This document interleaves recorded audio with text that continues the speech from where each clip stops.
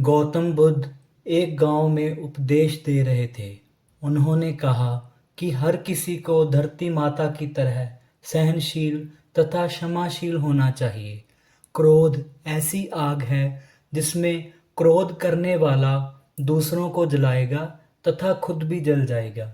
सभा में उपस्थित सभी लोग शांति से बुद्ध की वाणी सुन रहे थे, लेकिन वहां स्वभाव से ही अति क्रोधी एक ऐसा व्यक्ति भी बैठा था जिसे ये सारी बातें बेतुकी लग रही थी।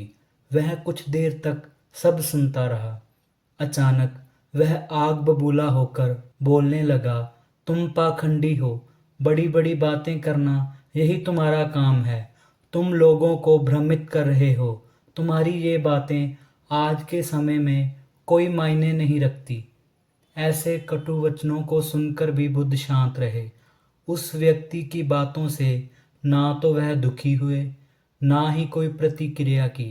यह देखकर वह व्यक्ति और भी क्रोधित हो गया और वह बुद्ध के मुंह पर थूक कर वहां से चला गया।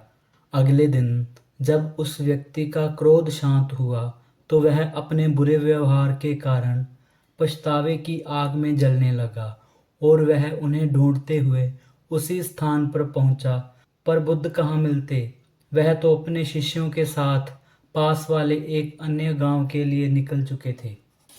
उस व्यक्ति ने बुद्ध के बारे में लोगों से पूछा और ढूंढते ढूंढते जहां बुद्ध प्रवचन दे रहे थे वहां पहुंच गया। बुद्ध को देखते ही वह उनके चरणों में गिर पड़ा और बोला, मुझे क्षमा कीजिए प्रभु। बुद्ध ने कहा, कौन हो भाई, तुम्हें क्या हुआ है, क्यों क्षमा मांग रहे हो। उसने कहा, क्या आप भूल गए, मैं वही हूँ जिसने कल आपके साथ बहुत बुरा व्यवहार किया था। मैं शर्मिंदा हूँ। मैं अपने दुष्ट आचरण की क्षमा याचना करने आया हूँ। भगवान बुद्ध ने प्रेम पूर्वक कहा, बीता हुआ कल तो मैं वहीं छोड़ आया और तुम अब भी वहीं अटके हुए हो। तुम्हें अपनी गलती का आभास हो गया, तुमने पश्चाताप कर लिया, तुम निर्मल हो चुके हो। अब तुम आज में प्रवेश करो। बुरी बातें तथा बुरी घटनाएं याद करते रहने से वर्तमान और भविष्य दोनों बिगड़ते जाते हैं। बीते हुए कल के कारण आज को मत बिगाड़ो।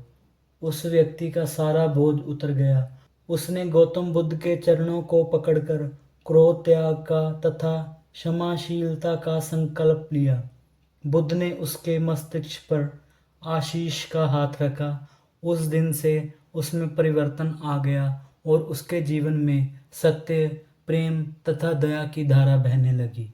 कहानी से शिक्षा, हमें अपने कल को भूलकर आज को अच्छा बनाना चाहिए।